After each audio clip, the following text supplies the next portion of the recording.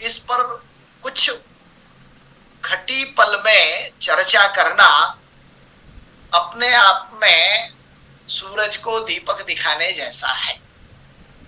परंतु जिस तरह से कहा जाता है कि पितरों के लिए श्राद्ध कर्म के लिए शास्त्र विधि से श्राद्ध करिए, अभाव में अनेक प्रकार के श्राद्ध करने की विधि भी उपलब्ध है।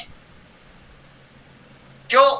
क्योंकि इसका नाम ही है श्राद्ध। इस कार्य के लिए आचार्य कहते कि यह देव कार्यादपि सदा पितृ कार्यम विशिष्यते।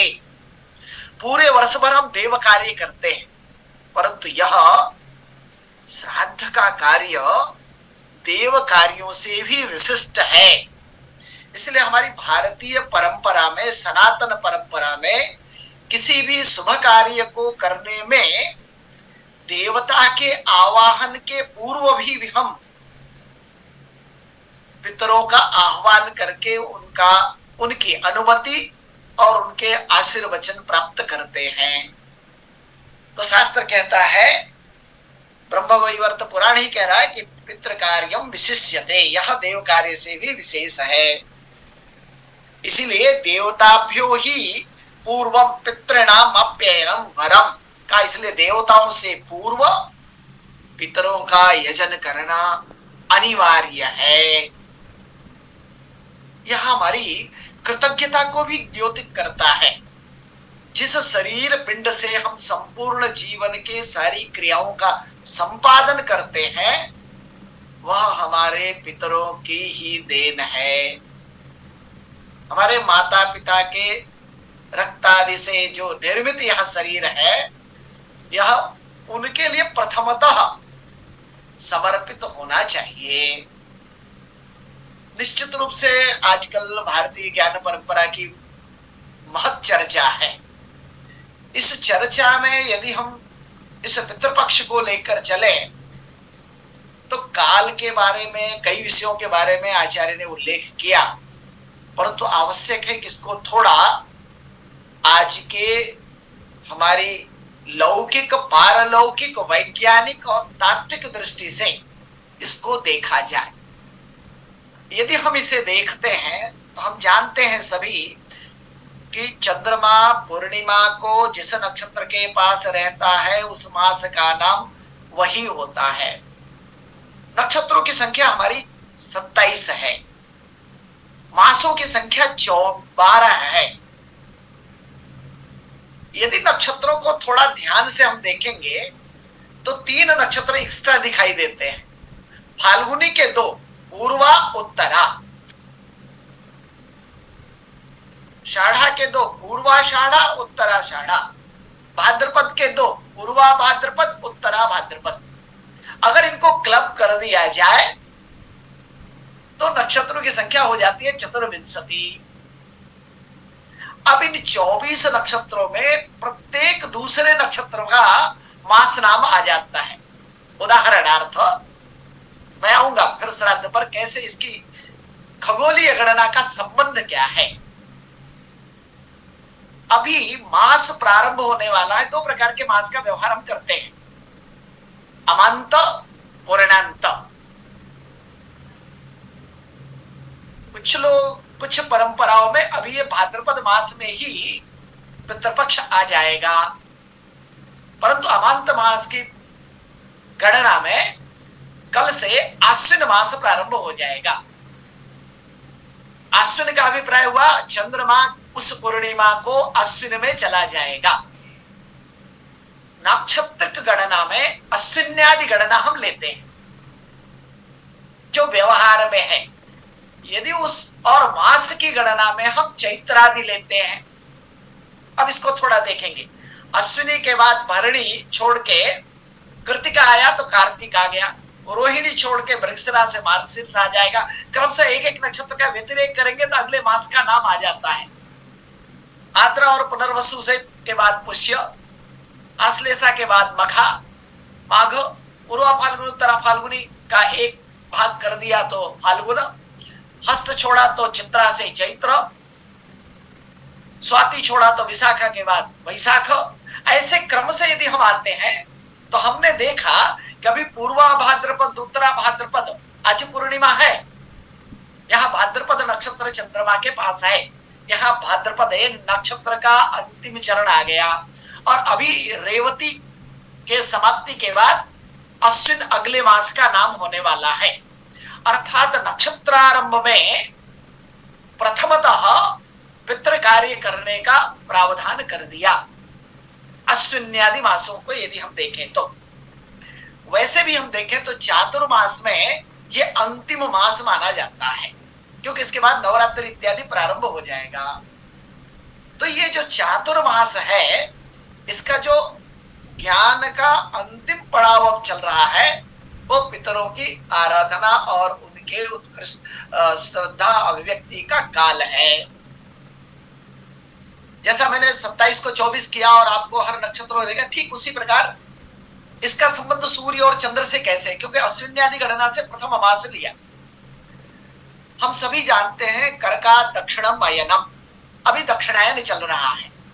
दक्षिणायन में शुभ कार्यों का वर्ज्य कहा, कारण सूर्य की ऊर्जा का हमारे दैनिक लौकिक जीवन के लिए अभाव, जिसको आचार्य मराठी जी ने कहा कि यह वर्षा ऋतु काल है, ऊर्जा का ह्रास होता है, इसको ऊर्ध्वगामी करना है। तो ऐसे काल में यह दक्षिणायन का कर्का दक्षिणायन से कर्क सिंह कन्या 90 डिग्री गए, 90 डिग्री पहुंचने पर फिर वहां से वो क्या स्लोप की तरफ जाएगा अगले 90 में, तो हम क्या कहते तुलादो दक्षिणो स्मृत। तो अब तुलादि के सन्निकट आ गया कन्या और तुला में, अर्थात दक्षिणायन और दक्षिण गोल, क्योंकि ये जब पर्व आ रहा है तो दक्षिण अयन भी अय है और शरद ऋतु भी है, उत्तर गोल है, अब दक्षिण गोल की ओर जाने को है। ऐसे काल का चयन। दूसरा, इस चांद्रमास में जो पक्ष लिया, एक हमारा नवविध कालमान में पितृ काल है, जिसमें शुक्ल पक्ष कृष्ण पक्ष को मिलके एक मास की कल्पना है पितरों की। हमें आनंद बताते हुए हो रहा है कि चांद्रयान भी कह रहा है 15 दिन तक ही हम काम करेंगे जब तक पितरों का दिन रहेगा, और वो भी दक्षिण ध्रुव पर उनके गया, और ये दक्षिणायन में है। ध्यान दीजिए, कोई इंसिडेंट नहीं है, ये वैज्ञानिक तथ्य है। आज नहीं तो कल इसको निरीक्षण और परीक्षण के बाद आधुनिक ऋषि अर्थात वैज्ञानिकों द्वारा 100% प्रमाणित किया जाएगा कि यह कार्य इस काल में करने से क्या क्या फल मिल सकते हैं। अभी ये काल्पनिक लगता है, लेकिन हमारे ऋषियों ने, आचार्यों ने से अनेक प्रकार से सिद्ध करने के बाद इसको बताया। पुनः इस अमांत मास और भाद्रपद मास के अंतिम मास के क्रम में हमने इसको पितृपक्ष कहा और इसे देव कार्य कहा।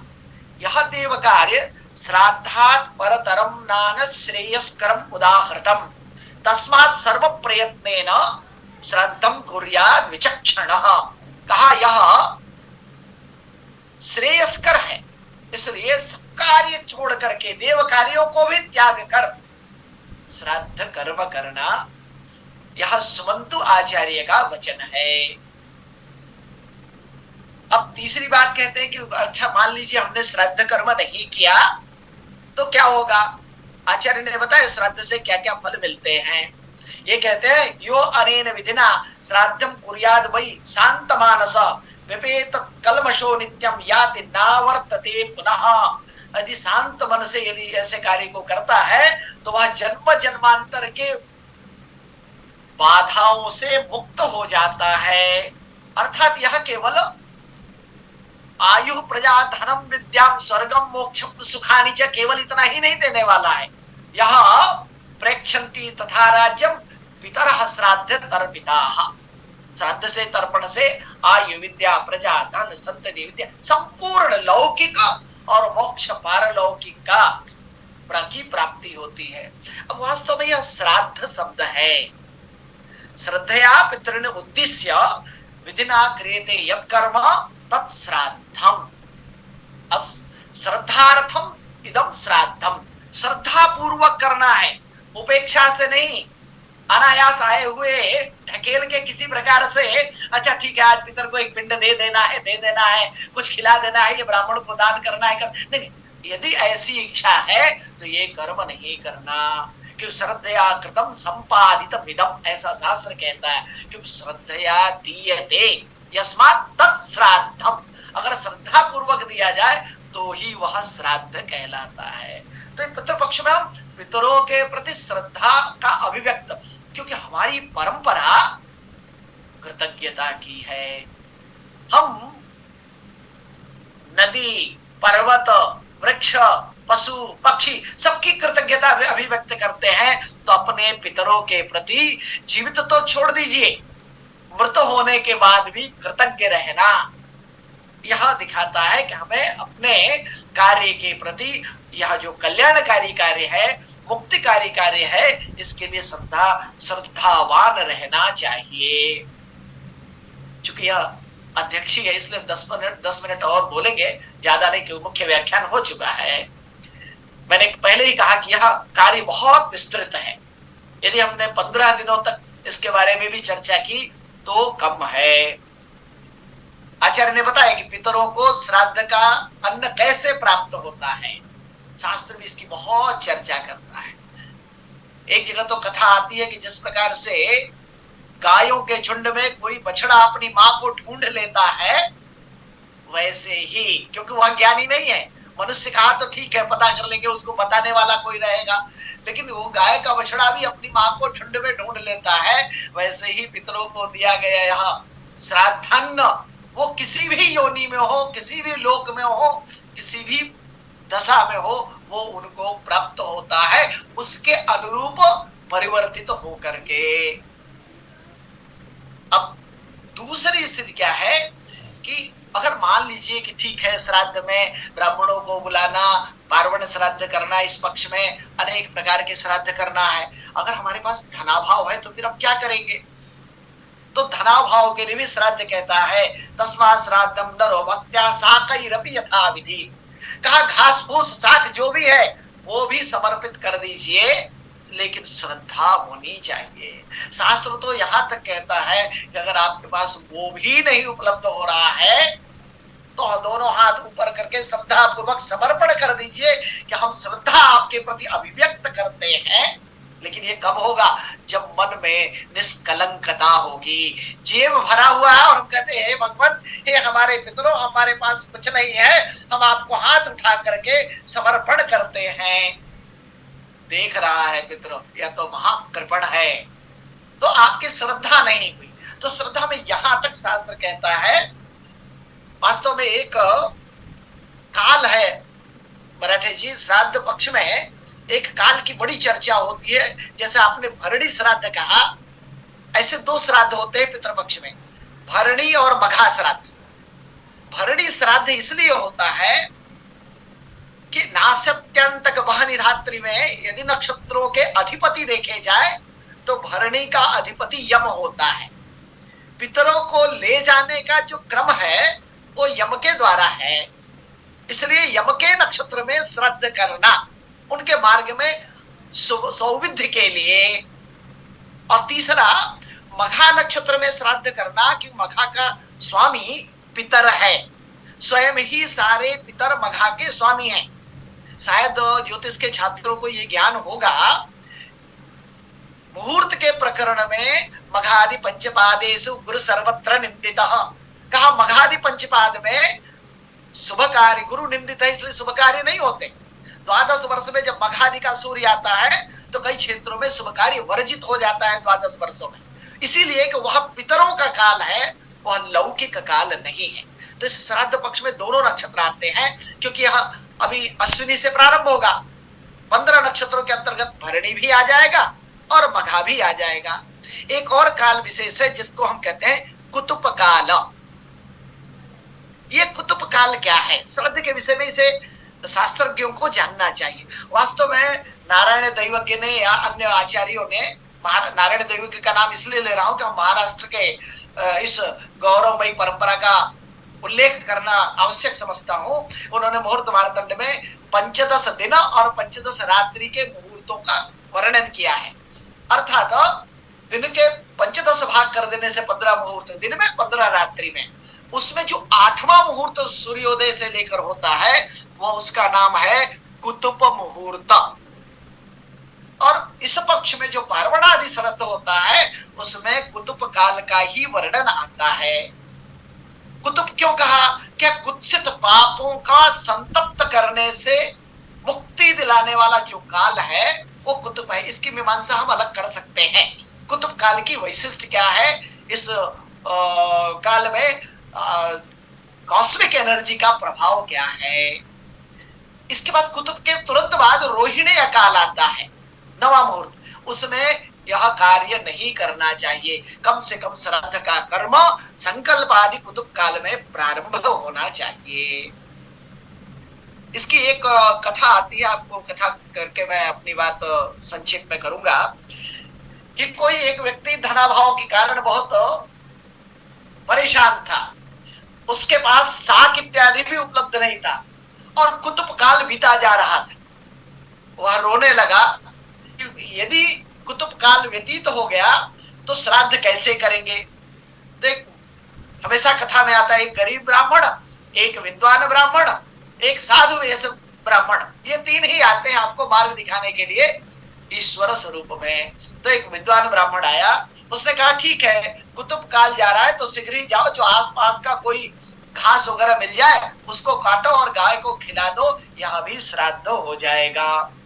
और उसने गाय को ऐसा खिलाया तो पद्म पुराण कहता है एतत् पुण्य प्रसादेन गतो असौ सुर मंदिरम।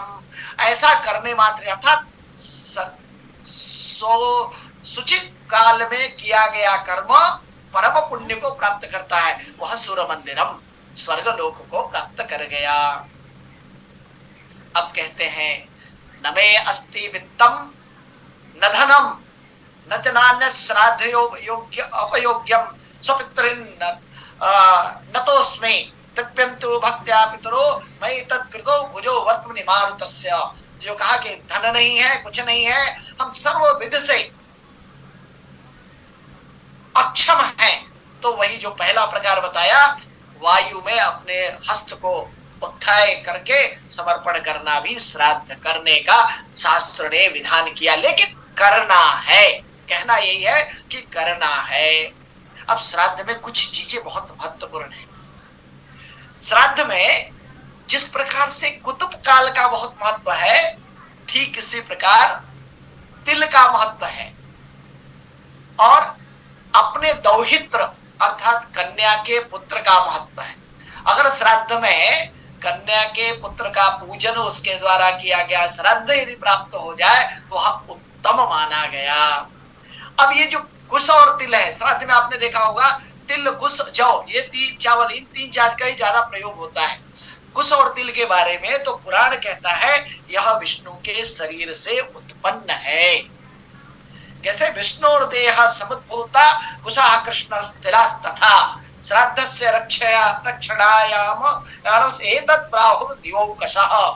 ये मत्स्य पुराण कहता है कि कुश और तिल ये दोनों भगवान विष्णु के शरीर से उत्पन्न है, तो इनका सेवन करने मात्र से ही विष्णु तत्व की प्राप्ति होती है। त्रीणि साध्ये पवित्राणि दौहित्र कुतुपास्तिलाः, तो तीन दौहित्र कन्या का पुत्र, तिल और कुतुब काल, यदि ये भी तीन मिल जाए तो श्राद्ध का कर्म उत्तम माना गया। ऐसे बहुत से अन्य पदार्थ तो हैं, गौ भी है, कुछ कंबल भी है, चांदी भी है, परंतु तीन को मुख्य का कुतुब, दौहित्र और तिल, ये अवश्य में लेना चाहिए। अब श्राद्ध का गुण क्या हो? हम कहते हैं श्राद्ध में ब्राह्मणों को बुलाइए, मुझे आज तक ब्राह्मण नहीं मिला, क्योंकि शास्त्र कहता है ब्राह्मण कौन? जन्मना ही नहीं, कर्मणा भी चाहिए। जो नित्य गायत्री जपता हो, गायत्री जपन निरतम, हव्य कव्य कव्येषु योजयेत, और तपो धर्मो दयादानम सत्यम ज्ञानम श्रुति दृढ़ घृणा विद्या विनयमस्ते एतत् ब्राह्मण लक्षणम। इतने में से कम से कम 50% तो लक्षण यदि मिले ऐसे ब्राह्मण को बुलाइए, तब उस ब्राह्मण का को दान करना। अर्थात वो क्या है, संत पुरुष है, उसे आप कुछ दे न दे, वह सर्वदा आपके कल्याण की कामना करता है। ऐसे विषयों का उल्लेख किया गया। अब हम इसमें पिंड दान करते हैं। एक बहुत महत्वपूर्ण आपको वार्ता बताता हूं कि पितरों के, जैसे पितृदोष की वार्ता अभी आचार्य ने की, तो पितरों के आशीर्वाद से वंश परंपराएं चलती हैं। तो कहा जाता है कि जिनको वंश परंपरा उच्छेद हो रहा है, समस्याएं आ रही हैं, उनको इस पितृ काल में, पितृ पक्ष में पितरों का श्राद्ध कर्म और उस पिंड का घ्राण करना चाहिए। पिंड में अनेक प्रकार के पदार्थ, दुग्ध, तंडुल, घृत, मधु, तिल, ये सब मिक्स किए जाते हैं। उसके बाद उसकी आकृति बनाई जाती है। उस आकृति में भी पिंड का प्रमाण बताया फिर शास्त्रकारों ने बहुत उल्लेख किया। पुष्प लेना है तो कौन सा लेना है, पत्र लेना है तो किस लक्षण वाला लेना है, पिंड लेना है तो कैसे लक्षण का, अर्थात सबकी अपनी वैज्ञानिक और एक क्या कहे, एक मानदंड स्थापित किया गया। तो उसमें कहा यदि कपित्थ पिंड, कपित्थ, कपित्थ जम्बू फल चारु भक्षण हम कहते हैं ना, तो कपित्थ एक, उसको हिंदी में तो कैथ कहते हैं, पता ना मराठी में उसे क्या कहते हैं, मराठी जी यदि आप बता से। हम गणपति की आराधना कहते हैं कपित्थ जम्बू फल चारु भक्षण उमा सुतम सो कविनाशकारकम। तो कपित्थ जो फल है वो कवट, हिंदी में कवट कैथ बोलते हैं उसको। हाँ, कवच। कवट। उस फल के बराबर पिंड होना, अथवा जब हम किसी किसी श्राद्ध में नारिकेल के बराबर पिंड बनाना, कुछ गया श्राद्ध आदि में कहा कुक्कुटांडस्य, मुर्गी के अंडे के बराबर, और पितृ पक्ष में कहा धात्री फलैहि, आंवला है ना, आंवले के फल के तुल्य पिंड बनाना। अब आंवले के फल के तुल्य, जिसने आंवले का फल देखा उसे पता चलेगा, उसकी चमक देखिए, उसमें जितनी चमक, जितनी चिकनाई होती है, पिंड को उतनी ही चिकनाई और चमक देनी है। क्यों? क्यों? उससे श्रद्धा आपकी अभिव्यक्त होती है और वो पितर को उतनी ही सुंदर स्वरूप में मिलता है। हमारे गुरुजी कहा करते थे, आपको जो स्वरूप मिला है आपके कारण नहीं मिला, आपके जो वंशज हैं उन्होंने सुंदर पिंड बनाया, इसलिए आपका यह पिंड सुंदर बना।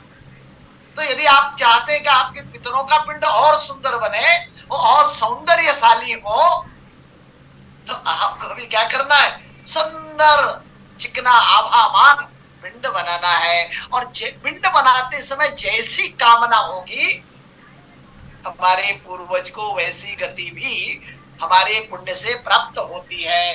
यदि मोह माया से युक्त कामना होगी तो हमें मोह माया ग्रस लेगा, यदि हमारे वंशजों ने ऐसा किया। और यदि हमने अपने पूर्वजों के लिए ज्ञान भावना सीखे तो वो ज्ञानी हो जाएंगे। अब आप क्या चाहते हैं अपने पूर्वजों के लिए? आप जो अपने पूर्वजों के लिए चाहेंगे, आपका वंशज भी वैसा ही आपके लिए चाहेगा। तो ये जो हम त्रिपिंड की बात करते हैं, भूत भविष्य वर्तमान, हम केवल इहलोक की चर्चा नहीं करते, ऐसे अनेक विषय हैं। मेरा मानना है कि यह जो हमारी वसुधैव कुटुंबकम की भावना है, यह हमारे इस पिंड में केवल वसुधैव नहीं, ब्रह्मांडैव भावना को अभिव्यक्त करता है पूरे ब्रह्मांड में। और सभी की अभिष्ट सिद्धि करने के लिए गणितीय रूप से, खगोलीय रूप से, ऊर्जा के माध्यम से, व्यावहारिक रूप से, उपलब्ध पदार्थों के रूप से इनका संयोजन पूरा सिस्टमैटिक है।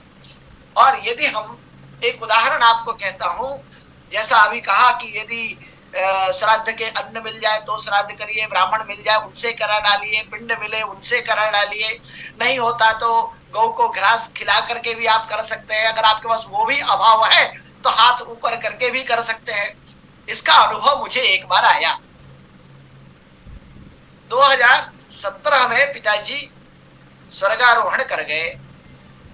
19-20 में कोविड आया, न तो कोई आचार्य कराने के लिए आने को तैयार, न तो कोई आचार्य ग्रहण करने को तैयार। तो ईश्वर ने सामर्थ्य दिया और हमने अपने घर में ही श्राद्ध कर्म किया। और आचार्य को वीडियो से जोड़ा, मंत्रों का अर्थात आचार्य को जोड़ा। तो अवसर आ गया कि भाई हम कोविड में ही हमने जूम का प्रयोग प्रारंभ किया मराठे जी, हमने उसका प्रयोग किया श्राद्ध में, पक्ष में, पार्वण श्राद्ध में हमने जितने इष्ट मित्रादि थे, भाई बंधु थे, सबको जोड़ दिया कि आप श्राद्ध में सम्मिलित हो जाओ। कहा कैसे सम्मिलित होंगे? कहा वीडियो से सम्मिलित हो जाओ। यानी ईश्वर मार्ग देता है आपको कार्य करने की, केवल श्रद्धा और संकल्प होना चाहिए। तो यह जो ब्रह्मंडैव है, तो कहा यह श्राद्ध करने से फल क्या प्राप्त होगा? आपने जरूर बताया हमें आयु, संतति, धन सब प्राप्त होगा, परंतु इतना ही नहीं है। इसके लिए ब्रह्म पुराण कहता है आ ब्रह्मस्तव पर्यंतम जगत परिणाति मानवः, अर्थात इस श्राद्ध कर्म करने से केवल आ ब्रह्म पर्यंतम, अर्थात चींटी से लेकर घास फूस जड़ चेतन से लेकर ब्रह्म पर्यंत समस्त के कल्याण की कामना होती है। जब हम प्रतिदिन जलांजलि देते हैं उसमें भी कहते हैं मृत जन ज्ञात अज्ञात लोक परलोक लुप्त पिंडा अनेक सबकी कल्पना करते हैं। और यहां तक तो भीष्म को भी, उनको देने के लिए तो कौरव और पांडव पड़े हैं, लेकिन हम सारे भीष्म के संतान हैं क्योंकि उन्होंने धर्म की रक्षा इत्यादि बहुत विशिष्ट विषय है। तो भीष्म के लिए अंतिम जलांजलि दी जाती है, वो पितामह है सबके। तो ऐसे आब्रह्म पर्यंत जो पूरे ब्रह्मांड की कल्पना करने की हमारी जो कल्पना है, अभी G20 में हमने केवल वसुधैव कुटुंबकम की कल्पना की, लेकिन मुझे दृढ़ विश्वास है कि आने वाले समय में यह पितृपक्ष पूरे विश्व को आब्रह्म कुटुंब की कल्पना से ओतप्रोत करेगा। इसका अभी प्रारंभ हुआ है।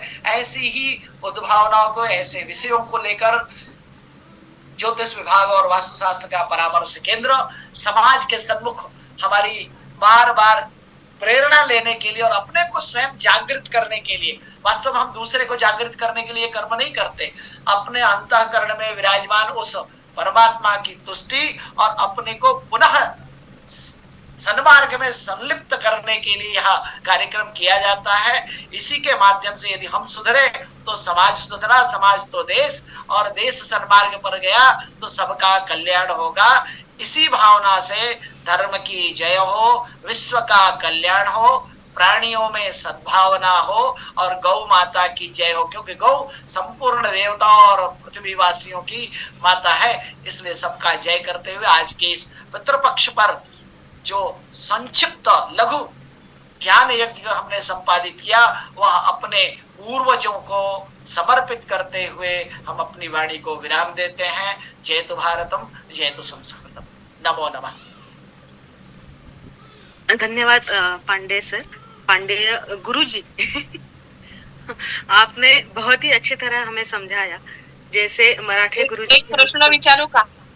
हाँ होली मॅडम प्लीज विचारा। अवश्य अवश्य मैडम।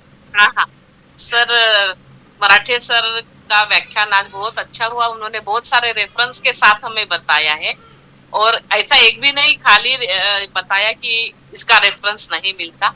बहुत अच्छी तरह से, और मुझे बहुत अच्छा लगा कि ये सुनकर कि हमें कुछ बहुत सारी बातें नहीं पता थी, आज पता चली।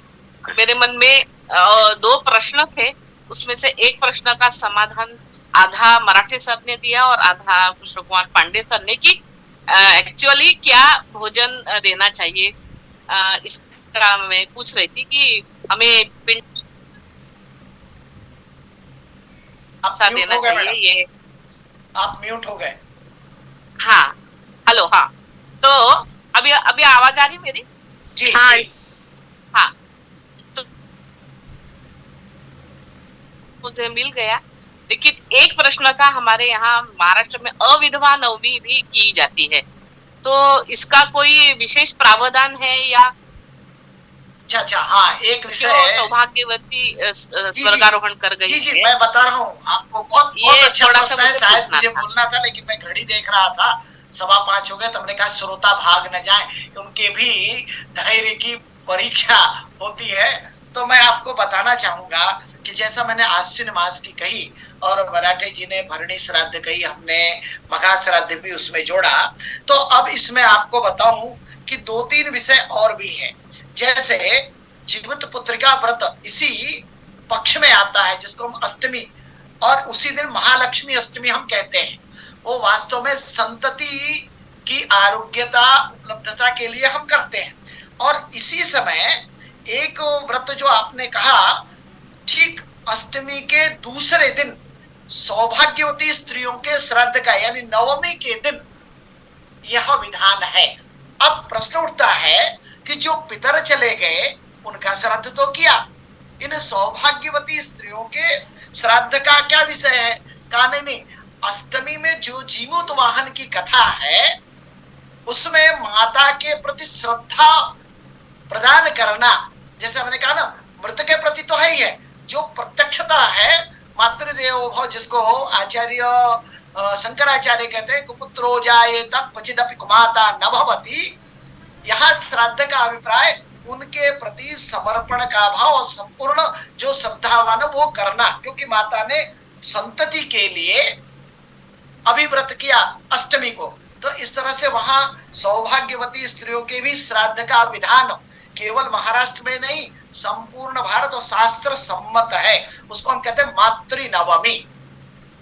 ठीक इसी प्रकार अनेक शस्त्र आदि से अगर किसी की मृत्यु होती है तो चतुर्दशी को कहते हैं, अगर किसी का ज्ञात तिथि नहीं है तो सर्वपैतृ अमावस्या। तो हमारे यहाँ मतलब कोई ऐसा नहीं है जिसके प्रति, अब आप कहेंगे यदि सौभाग्यवती स्त्रियों के लिए है तो क्या जीवित पुरुषों के लिए? नहीं, जीवित पुरुषों के लिए तो संन्यास आश्रम बना है, वो अपना श्राद्ध करके संन्यास आश्रम में प्रवेश कर जाते हैं, वो एक दूसरा विधान है। तो इस तरह से ये परंपराएं शास्त्र सम्मत है। इस पर हम चर्चा शास्त्र प्रमाण से कर सकते हैं। ऐसे विषयों को लेकर के पुनः कभी आयोजन किया जा सकता है। धन्यवाद सर, धन्यवाद धोले मैडम, आपने बहुत अच्छा उत्तर दिया है। और कुछ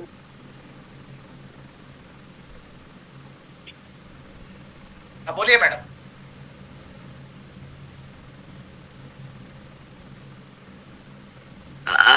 वहाँ मैसेज बॉक्स में भी एक दो प्रश्न है मैडम, उनको ले लेंगे। 2-3 मैसेजेस है, क्वेश्चन है सर, लेना है उसको सर? हाँ बोलिए बोलिए, फटाफट बोलिए, कुछ जरूर। सबसे पहला क्वेश्चन ये है सर कि someone who died on the पूर्णिमा तिथि, their श्राद्ध is to be done on which तिथि during the पितृपक्ष? पूर्णिमा के दिन अगर किसी का मृत्यु होता है तो उनका श्राद्ध कब किया जाए, ऐसा एक पहला क्वेश्चन है सर। उसी निश्चित रूप से उसी के लिए आज पूर्णिमा को महालयारंभ है। पूर्णिमा का श्राद्ध आज के दिन किया जाता है, पूर्णिमा तिथि के दिन। कहा था कि यह पक्ष 15 दिन का नहीं है, 16 का पितृपक्ष है, प्रतिपद से अमावस्या और इसमें पूर्णिमा, सभी तिथियां आ गई। कुछ तो भी ये मुझे समझ में नहीं आया, द्वितीयत्र के द्वार किया श्राद्ध या द्वितीयत्र को भोजन करना, इतना ही लिखा हुआ है सर, ये समझ में नहीं। यदि प्रश्नकर्ता सुन रहे हैं तो वो स्वयं बोले, समझ में नहीं आया। श्वेता शर्मा मिश्रा, इन्होंने ये क्वेश्चन पूछा है सर। श्वेता जी आप सुन रही हैं? उनको अनम्यूट कर सकते हैं क्या श्वेता को, श्वेता शर्मा को? कर सकती हूँ सर, एक ही मिनट। उनका अभिप्राय क्या है जानना चाहिए। किया है आपने, ठीक है सर। नमो नमः सर। सर दोहित्र के द्वारा श्राद्ध करना या दोहित्र को दो चीजें करवाना? समझ में आ गया आपकी बात। दोहित्र कहते हैं कन्या के पुत्र को, पहली बात। दोहित्र हमने 3 कहा कि अनिवार्य बड़े विलक्षण होते हैं, दोहित्र, कुश, तिल, कुश और कुतुब काल। काल में कुतुब, गर्भ में कुश का संयोजन, और करने में अथवा उनको संतुष्ट करने में अर्थात इनका पूजन किया जाता है। तो उनके अगर पिता नहीं है तो उसका दोहित्र भी उनके लिए अगर श्राद्ध करता है तो अत्यंत पुण्यदायी माना जाता है। और अगर हम कर रहे हैं तो हमारी कन्या का पुत्र भी अगर पूजन के लिए उस समय ब्राह्मण रूप में उपलब्ध है, ये 2 प्रकार से उनकी उपलब्धि देखी जाती है। दोनों ही उपयुक्त बताया गया कि यदि हम श्राद्ध कर्म कर रहे हैं, उस कर्म में ब्राह्मण रूप में हमने दोहित्र को भी बुलाया, उसका भी प्रयोग किया और कुतुब काल में किया, अथवा हमारे न रहने के बाद हमारे दोहित्र का भी अधिकार होता है उस नाना के श्राद्ध में, उसका वो नाना लगेगा ना। जी जी मराठी में क्या कहेंगे नाना को? नाना ही कहेंगे ना। माता के आजोबा। पिता को आजोबा। आजोबा। तो माता के पिता के श्राद्ध में दौहित्र का पूर्ण अधिकार है, दामाद का नहीं है। जामाता का कोई अधिकार नहीं है। जी जी ठीक है। श्वेता, श्वेता जी आपने और एक क्वेश्चन पूछा है, आगे कुछ नहीं, तो अब भी दूसरे का भी प्रश्न, एक से एक ही प्रश्न लीजिए। फिर एक क्वेश्चन ये था सर कि जिनकी तिथि पता नहीं है तो उनका श्राद्ध कब करना चाहिए, ऐसा एक उनका क्वेश्चन। सर्वपैत्री अमावस्या को करना चाहिए, अज्ञात तिथि का। जी जी, अभी चैट बॉक्स में सर इतने ही क्वेश्चंस आए हैं। धन्यवाद। सर्वपैत्री अमावस्या हो गया तब क्या बचा? सही सर, सही बात है सर। सो धन्यवाद सर, पांडे सर, पांडे गुरुजी धन्यवाद, और मराठे गुरुजी की भी धन्यवाद। हमारे बहुत सारे कंसेप्ट आज इस व्याख्यान में क्लियर हुए हैं पितृपक्ष के बारे में, और मुझे ऐसा लगता है सभी लोगों के आज बहुत सारे कंसेप्ट क्लियर हुए हैं। इस प्रकार आज के व्याख्यान का आभार प्रदर्शन करने के लिए मैं श्री प्रणव मोरे सर को आमंत्रित करती हूँ, और वो शांति मंत्र से, उसके बाद में आभार प्रदर्शन के बाद में शांति मंत्र से conclude the meeting please. Shri Pranav More sir. Pranav, आज कोई पितरों के संतुष्टि के लिए शांति मंत्र कीजिएगा, जिसमें पितरों का उल्लेख हो, और बाद में जितने लोग श्रद्धावान हैं वो थोड़ा वीडियो ऑन करेंगे तो प्रणव एक फोटोग्राफ्स लेंगे। ठीक है जी, आरंभ कीजिए। 50 की संख्या है मराठे जी, हाफ सेंचुरी है हमारी। बहुत ही अच्छी संख्या है सर आज। धन्यवाद राजश्री मैडम। कवि कुलगुरु कालिदास संस्कृत विश्वविद्यालय रामटेक ज्योतिष तथा वास्तु परामर्श केंद्र द्वारा ये आज 44वीं वाक्यार्थ सभा का आयोजन यहाँ पर हुआ था, जिसका विषय था पितृपक्ष। तो इस कार्यक्रम के हमारे प्रेरक प्रोफेसर हरिराम त्रिपाठी सर, माननीय हमारे गुरु, जिसके प्रेरणा से हम इस प्रकार के कार्यक्रम हमेशा करते रहते हैं। तो मैं यहाँ पर किन कारणों से उपस्थित नहीं हुई, लेकिन सभी भी वो हमें हमेशा प्रेरणा प्रदान करते रहते हैं, तो उनके थ्रू मैं यहाँ पर धन्यवाद अर्पण करता हूँ। ऐसे ही हमारे यहाँ पर आज इस कार्यक्रम में जो हमें पितृपक्ष पर जिनका विशेष व्याख्यान में प्राप्त हुआ है, ऐसे हमारे माननीय डॉक्टर विक्रम मराठी सर, जिन्होंने बहुत ही अच्छे से अनेक प्रकार से इस पितृपक्ष के बारे में, बहुत सारे प्रश्न लोगों के मन में पितृपक्ष के बारे में होते हैं, क्या करना चाहिए क्या नहीं करना चाहिए, या कुछ भी सोचना भी नहीं, क्योंकि बहुत सारे लोगों के मन में डर भी होता है कि पितरों के बारे में कुछ करेंगे या नहीं करेंगे, तो ऐसा डर लोगों के मन में हमेशा रहता है। तो वो भी आज डर, मुझे लगता है कि बहुत सारे लोगों को यहाँ से जो मार्गदर्शन बहुत ही महत्वपूर्ण प्राप्त हुआ है, उससे वो डर भी गए हैं और पितरों के प्रति श्रद्धा बढ़ उनके कुछ करने की भी इच्छा जागृत हो चुकी होगी। अतः मैं अनेक जैसे श्रौत सूत्र, ब्रह्म सूत्र, सूर्य सूत्र या अनेक संदर्भों से इस व्याख्यान के इसका मार्गदर्शन जिन्होंने हमें प्रदान किया है, ऐसे माननीय डॉक्टर विक्रम मराठी सर, आयोजकों की तरफ से तथा यहाँ पर जो भी उपस्थित सहभागी है उन सभी की तरफ से मैं आपके प्रति धन्यवाद अर्पण करता हूँ सर।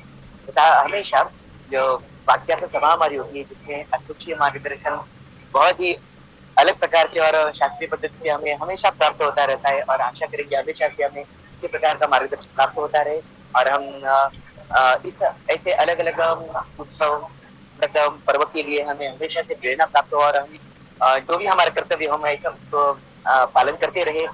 ऐसे ही मैं मनोकामना से तथा जो अतिशय मार्गदर्शन हमें प्राप्त हुआ है, अतः आयोजकों की तरफ से, सहभागियों की तरफ से, जैसे आज सहभागी बहुत ज्यादा मात्रा में, अतः मुझे भी, जो मैं आयोजक हूँ, तो मुझे बहुत अच्छा लग रहा है। जो हमारा प्रयोजन है वो दिन ब दिन सफल ही होता है, और ऐसा जो इसका आस्वाद है वो सभी लोग लेते रहते हैं। तो अतः सभी सहभागियों की तरफ से भी मैं माननीय प्रोफेसर कृष्ण कुमार पांडे सर के प्रति यहाँ पर धन्यवाद अर्पण करता हूँ।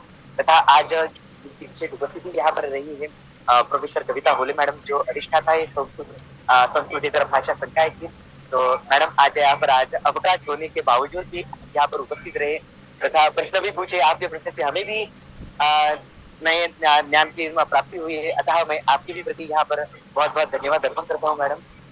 यहाँ की जो अन्य विभागीय प्राध्यापक किन्हीं कारणों से उपस्थित कुछ है और कुछ उपस्थित नहीं रह पाए, तो मैं प्रोफेसर प्रसाद गोखले सर, मैं आपके प्रति यहाँ पर धन्यवाद अर्पण करता हूँ। Doctor Ambalika Ketia madam, doctor Ashish Jay sir, doctor Rishikesh Sahu sir, doctor Pankaj Sharma sir, Shri Anu Sharma sir, Shri Akshay Pandey sir, Kalyan Dahade madam, और विश्वविद्यालय के अन्य प्राध्यापक गण, मैं आप सभी का यहाँ पर धन्यवाद अर्पण करता हूँ तथा आज की जो संचालन करती मैडम थी तो राजश्री राजूरकर मैडम, मैंने यहाँ पर आज का संचालन कार्य देखा और उन्होंने बहुत ही अच्छे से संचालन यहाँ पर संपन्न किया है।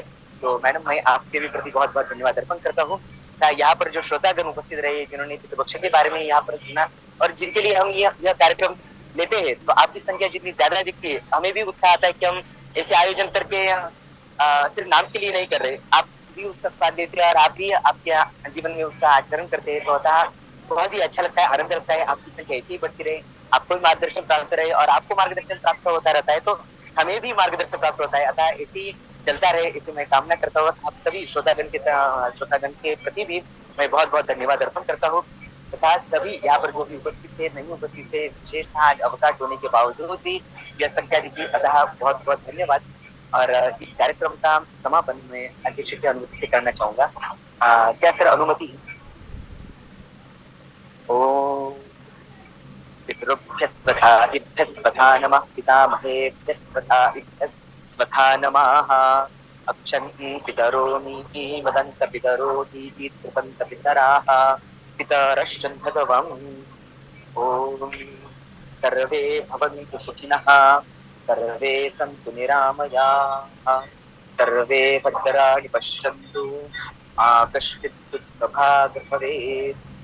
ओम शांति शांति शांति। बहुत बहुत धन्यवाद। और सही मैं बाहर होने के कारण से थोड़ा डिस्टर्बेंस भी हुआ होगा, उसके लिए क्षम्यता। और सभी को यहाँ पर उपस्थित सभी को पितृपक्ष की बहुत बहुत शुभकामनाएं। बस सर ने जैसा कहा है कि जो गए हैं उन पितरों की भी सेवा कीजिए और जो है उन पितरों की भी सेवा करें आह्वान करते हुए यह कार्यक्रम यहाँ पर समाप्त हुआ है। हमेशा की तरह सभी का फोटो मैं यहाँ पर लेना चाहूंगा, तो आप सभी से अनुरोध है कि सभी अपना वीडियो ऑन करें।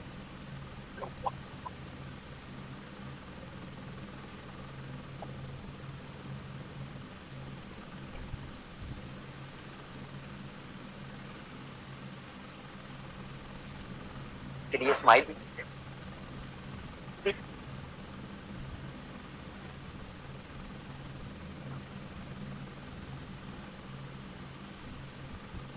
बहुत बहुत धन्यवाद। स्माइल के साथ यहाँ पर स्क्रीनशॉट लिया जा सकता है, आपके ग्रुप में जल्दी मैं शेयर करूंगा। बहुत बहुत धन्यवाद प्रणव मुळे सर, आपका भी धन्यवाद बहुत प्रणव को, आयोजकों को धन्यवाद और श्रोताओं को विशेष धन्यवाद। मराठे जी को भी रत्नागिरी से जुड़ने के लिए बहुत बहुत धन्यवाद। धन्यवाद सर। सर मीटिंग क्लोज कर दो।